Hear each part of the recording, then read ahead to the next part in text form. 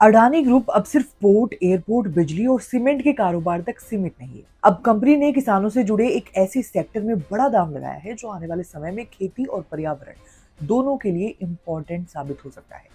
Organic fertiliser के बाजार में अडानी की खामोश एंट्री ने इंडस्ट्री का ध्यान खींच लिया है। हरित अमृत नाम से कंपनी ऐसा मॉडल तैयार कर रही है जिसमें कृषि कचरे और गोबर से एक साथ बायोगैस भी बन रही है और जैविक खाद भी। आखिर अडानी की रणनीति क्या है, किसानों को इससे क्या फायदा होगा और इससे पूरे बाजार में ऑर्गेनिक खाद बाजार का खेल बदल सकता है, आइए जानते हैं। देखिए, कचरे से कमाई का नया फॉर्मूला क्या है अडानी का हरित अमृत मॉडल।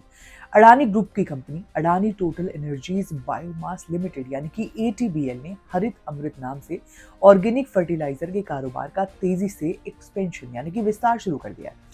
इस पूरे बिजनेस का आधार उत्तर प्रदेश के बरसाना में बना कंपनी का बायोमास प्लांट है। यहाँ खेतों में से बचने वाले कृषि अवशेष, पराली और पशुओं के गोबर को एक खास तकनीक एनारोबिक डाइजेशन के जरिए प्रोसेस किया जाता है। इस प्रक्रिया में सबसे पहले कचरे से कंप्रेस्ड बायोगैस यानी कि सीबीजी तैयार होती है। इसके बाद जो जैविक पदार्थ बचता है उसे प्रोसेस करके हरित अमृत ऑर्गेनिक खाद में बदल दिया जाता है।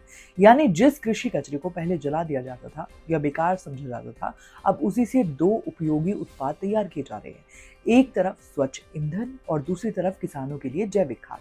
कंपनी इसे वेस्ट टू एनर्जी और वेस्ट टू वेल्थ मॉडल बता रही है, जहां कचरे को फेंकने के बजाय उसे कमाई का जरिया बनाया जा रहा है।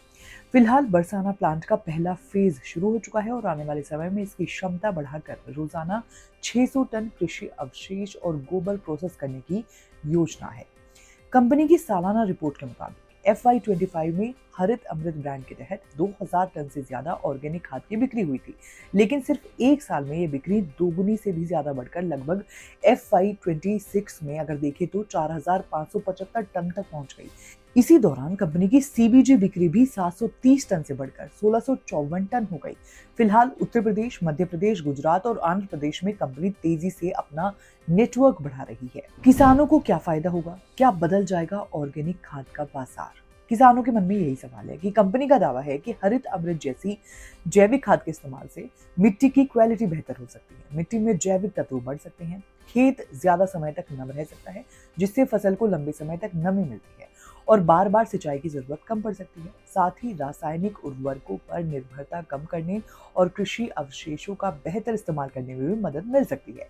इससे पराली जैसी समस्या को कम करने की दिशा में भी फायदा मिलने की उम्मीद जो है वो जताई जा रही है। अब जो इंडस्ट्री के मार्केट एक्सपर्ट्स हैं उनका मानना है कि अडानी की सबसे बड़ी ताकत उसका मजबूत लॉजिस्टिक नेटवर्क, निवेश क्षमता और बड़े स्तर पर कारोबार खड़ा करने का एक्सपीरियंस है। अगर कंपनी इसी रफ्तार से आगे बढ़ती है तो ऑर्गेनिक फर्टिलाइजर सेक्टर में कंपटीशन तेज हो सकता है। इससे किसानों को ज्यादा ऑप्शन मिल सकते हैं, ऑर्गेनिक खाद की उपलब्धता बढ़ सकती है और आने वाले समय में पूरे बाजार का जो आकार है वो भी बड़ा हो सकता है। हालांकि किसानों का भरोसा तभी बनेगा जब खाद की क्वालिटी अच्छी होगी, खेत में अच्छे रिजल्ट मिलेंगे और उत्पाद आसान कीमतों पर उपलब्ध हो। इसलिए अडानी के सामने उन कंपनियों से कड़ी चुनौती होगी जो लंबे समय से जैविक खाद और बायो फर्टिलाइजर के क्षेत्र में काम कर रही हैं। ये पहल केंद्र सरकार की प्राकृतिक खेती, सर्कुलर इकोनॉमी, गोवर्धन मिशन और सेटेट जैसी योजनाओं के अनुरूप भी माने जा रही है। अगर ये मॉडल बड़े स्तर पर सफल होता है तो आने वाले सालों में भारत में ऑर्गेनिक फर्टिलाइजर, बायोगैस और कृषि कचरे से जुड़े कारोबार को नई रफ्तार मिल सकती है।